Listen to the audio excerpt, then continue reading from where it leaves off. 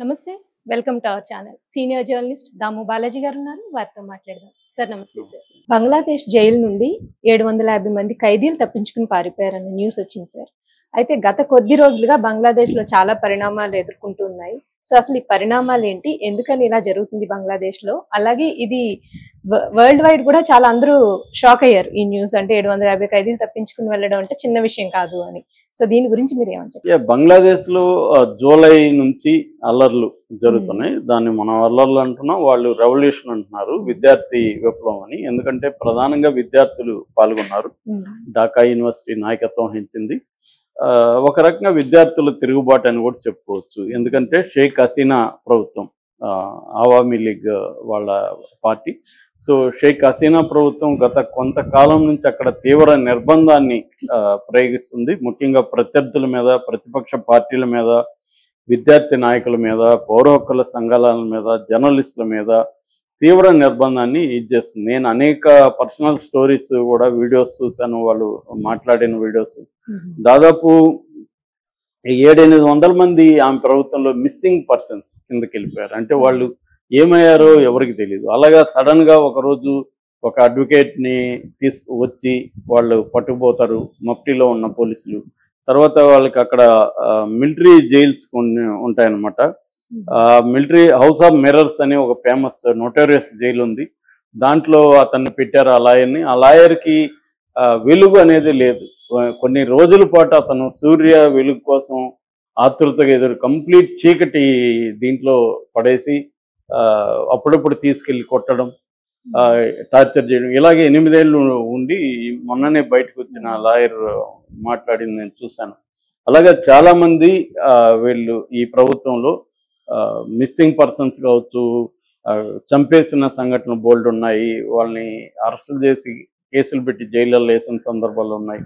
అలాగే పెద్ద ఎత్తున చేసేసరికి ఏం చేశారంటే ఈ తిరుగుబాటు అనేది వీటన్నిటి రీత్యా అన్నిటికంటే ఇన్స్టిగేట్ చేసిన ఇది కోటా సిస్టమ్. కోటా ఏంటంటే బంగ్లాదేశ్ 1971లో విడిపోయింది పాకిస్తాన్ నుంచి. ఈస్ట్ పాకిస్తాన్ అనేవాళ్ళు విడిపోయి ఇక్కడ ప్రత్యేకంగా బంగ్లాదేశ్గా ఏర్పడింది. అప్పుడు భారత ప్రభుత్వం కూడా బంగ్లాదేశ్ విముక్తి పోరాటానికి సహాయం చేసింది. ముజిబుర్ రహమాన్ దీంట్లో జరిగింది, వీళ్ళ నాన్న షేక్ హసీనా వాళ్ళ ఫాదర్.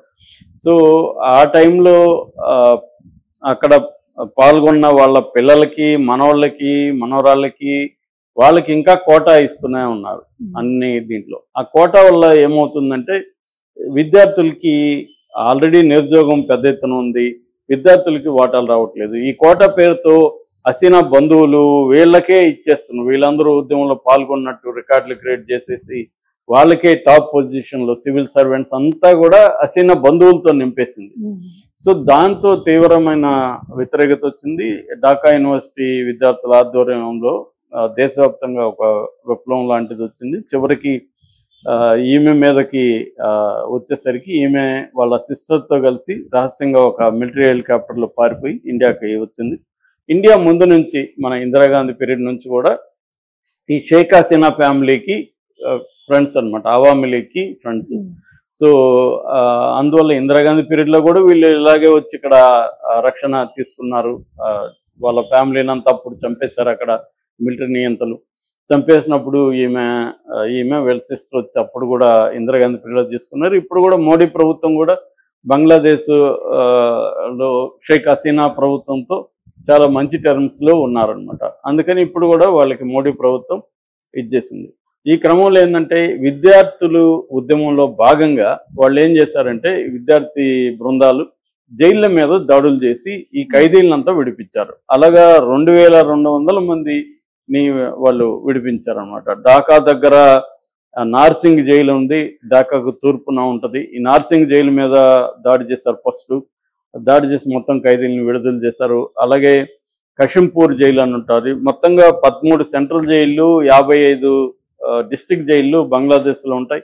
ఈ జైళ్ళన్నిటి మీద ఈ స్టూడెంట్ లీడర్స్ బృందాలు వెళ్ళి దాడులు చేసి విడిపించేశారు. 2200 మంది వచ్చేసారు. అయితే ఇందులో నేను ఇందాక చెప్పినట్టుగా జర్నలిస్టులు వీళ్ళే కాదు, లాయర్లు, జర్నలిస్టులు, ప్రజాస్వామ్యం కోసం పోరాడేవాళ్ళు వీళ్ళే కాకుండా కరుడు గట్టిన నేరాలు చేసిన వాళ్ళు, హంతకులు, ఉరిశిక్ష పడిన వాళ్ళు, ఉగ్రవాదులు వీళ్ళందరూ కూడా ఉన్నారు. వీళ్ళందరూ కూడా బయటకు వచ్చేసారు. సో దాని తర్వాత ఇప్పుడు ఒక కొత్త గవర్నమెంట్, మహమ్మద్ యూనస్ అని ఎకనామిస్ట్, ఎకనామిక్స్లో నోబెల్ ప్రైజ్ వచ్చిన వ్యక్తి, మైక్రో ఎకనామిక్స్, ఆయనకి నోబెల్ ప్రైజ్ వచ్చింది. ఆయన్ని విద్యార్థి నాయకులు, మిలిటరీ నాయకులు తీసుకొచ్చి ఆయన్ని ఇప్పుడు కేర్ టేకర్ లాగా పెట్టారు. ఇంకా ఆయన ప్రధానమంత్రి కానీ ఏమీ పదవి లేదు, ఆయన అడ్వైజర్ అన్నట్టు. సో ఇప్పుడు మంత్రులకు కూడా అడ్వైజర్లని పిలుస్తున్నారు, మిగతా మంత్రులను ఎవరు పిలవట్లే. కొంతమంది అడ్వైజర్లను పెట్టుకొని ఆయన చీఫ్ అడ్వైజర్గా ఉంటున్నాడు. ఇప్పుడు ఆయన ముందున్న కర్తవ్యం ఏముందంటే, గతంలో ఈ విద్యార్థి ఉద్యమాలు జరిగిన వాళ్ళ డిమాండ్స్ నెరవేర్చాలి. అప్పట్లో జ్యుడిషియరీ మీద కూడా విమర్శ వచ్చింది, చీఫ్ జస్టిస్ కూడా రిజైన్ చేశాడు, వాళ్ళకి నియామకాలు చేయాలి. తర్వాత ఎవరెవరు తప్పించుకున్నారు, వీళ్ళల్లో నిజమైన నేరస్తులు ఎవరని తేలితే ఇందులో ఆల్రెడీ 1500 మందిని పట్టుకొని మళ్ళీ లోపలికి తీసుకొచ్చారు. అయితే 700 మంది మాత్రం ఇప్పటికి కూడా దొరకట్లేదు. ఈ 700 మంది ఎవరంటే కరుడుగట్టిన తీవ్రవాదులు, ఉరిశిక్ష పడిన ఖైదీలు, నిజంగా నేరాలు చేసి జైలు శిక్షలు పడిన వాళ్ళు 700 మంది మాత్రం బయటే ఉన్నారు ఇప్పటికి కూడా. వీళ్ళ కోసం ఇప్పుడు వెతుకుతున్నారు. ఇది నిన్ననే అనౌన్స్ చేశారు 700 మంది. ఇది ప్రపంచవ్యాప్తంగా వైరల్ అయింది. సో అది ఒక ఆస్పెక్ట్. రెండో ఆస్పెక్ట్, ఈ మహమ్మద్ యూనస్ వచ్చిన తర్వాత మైనార్టీస్ మీద, ముఖ్యంగా హిందువుల మీద, మైనార్టీస్ అంటే బంగ్లాదేశ్లో హిందువులు అక్కడ పెద్ద ఎత్తున ఉంటారు. దాదాపు 8% పాపులేషన్లో హిందువులు ఉంటారు అక్కడ. సో హిందువుల మీద పెద్ద ఎత్తున దాడులు జరుగుతున్నాయి. దీనికి నిరసనగా ఆయన స్వామి చిన్మయ్ స్వామి, ఆయన వచ్చి ఇస్కాన్ నాయకుడు, ఆయన ఆధ్వర్యంలో మైనార్టీస్, నాట్ ఓన్లీ హిందువులు, ఇటు బుద్ధిస్టులు, క్రిస్టియన్లు, హిందువులు అందరూ కలిసి ఒక ఆర్గనైజేషన్ ఫామ్ అయ్యి వాళ్ళు పోరాటం మొదలుపెట్టారు. దాంతో ఆయన్ని అరెస్ట్ చేసి ఆయన మీద ఒక రాజద్రోహ నేరం కింద కేసు పెట్టారు. రాజద్రోహ నేరం అంటే బంగ్లాదేశ్ జాతీయ జెండాని దించి తన ఇస్కాన్ జెండాని ఎగరేశారనేది ఆరోపణ. నిజంగా అది జరిగితే తప్పే ఖచ్చితంగా, ఎందుకంటే ఒక జాతీయ జెండాను అవమానించడం ఖచ్చితంగా మన దేశంలోనూ మనం ఒప్పుకోం. కానీ ఆయన మీద ఇటువంటి రాజద్రోహ నేరం పెట్టి ఆయన్ని అతి భయంకరంగా అరెస్ట్ చేయడంతో పాటు లాయర్లు కూడా ఆయన తరపున ఎవరు వాదించకూడదని బెదిరింపులు వస్తున్నాయి. అందువల్ల లాయర్లు కూడా భయపడుతున్నారు. దాని తర్వాత కూడా ఇంకా అరెస్టులు జరుగుతున్నాయి. ఈ అరెస్టుల తర్వాత జరిగిన అల్లల్లో ఒక ముస్లిం లాయర్ అక్కడ చనిపోయాడు. సో ఇలాగా అక్కడ అల్లకల్లోలం ఉంది. దీంతో ఇప్పుడు ఏమైందంటే ఇండియాలో పెద్ద ఎత్తున దీని మీద వ్యతిరేకత వచ్చింది. ఆల్ పార్టీస్ పార్లమెంట్లో ఖండించాయి, కాంగ్రెస్తో సహా, కమ్యూనిస్టులతో సహా అందరూ కూడా బంగ్లాదేశ్లో జరిగే హిందువుల మీద దాడుల్ని ఖండించారు. దాని తర్వాత వరల్డ్ వైడ్గా ఆల్రెడీ ట్రంప్ మొన్న ఎలక్షన్ టైంలోనే హిందువుల మీద దాడులు ఆపండి అని బంగ్లాదేశ్కి పిలిపించాడు. నిన్న బ్రిటిష్ అధికారి మాట్లాడారు. తర్వాత అమెరికన్ అధికారులు కూడా నిన్న హెచ్చరించారు, ఫెయిర్ అండ్ ఫ్రీ జస్టిస్ ఇవ్వాలి ఆయనకి అరెస్ట్ చేసినాక, లీగల్ కోర్సు అనేది కరెక్ట్గా ఉండాలని చెప్పారు. ఆమ్నెస్టీ ఇంటర్నేషనల్ లాంటి సంస్థలు ఖండించాయి. అయితే దీన్ని యూనస్ ఏమంటున్నాడంటే, కావాలనే ఒక సెక్షన్ ఇండియాలో మీడియా దుష్ప్రచారం చేస్తుంది, ఇది చేస్తున్నాడు. కానీ నాట్ ఓన్లీ ఇండియా, వరల్డ్ వైడ్గా ఆయన మీద ప్రెజర్ వచ్చింది. దాంతో మహమ్మద్ యూనస్ నిన్న ఆల్ పార్టీ మీటింగ్ పెట్టాడు. వివిధ సెక్షన్ల ప్రజలతో, ఇంక్లూడింగ్ హిందూ ప్రతినిధులతో, క్రిస్టియన్, బుద్ధిస్ట్ ప్రతినిధులతో కూడా ఆయన సమావేశం అయ్యి, నిజంగా నాకు ఏం జరుగుతుందో అర్థం కావట్లేదు, వరల్డ్ వైడ్గా మీడియా ఏమో ఇలా మాట్లాడుతుంది, మన దేశంలో ఇలాగే ఏమీ జరగలేదని నాకు రిపోర్ట్లు వస్తున్నాయి, మీరు చెప్పండి, మీరు ఎక్కడెక్కడ ఏం జరుగుతుందో నాకు నివేదికలు ఇవ్వండి, అట్లాగే ఎక్కడైనా జరిగితే ఇమీడియట్గా మా దృష్టికి తీసుకొచ్చి వాళ్ళ మీద చర్య తీసుకునేట్టుగా చేద్దాము అని ఆయన పిలిపివ్వాల్సిన పరిస్థితి ఆయనకు ఏర్పడింది. మొన్నటి వరకు ఆయన ఇండియా మీద నెట్టేద్దామని ట్రై చేస్తున్నాడు.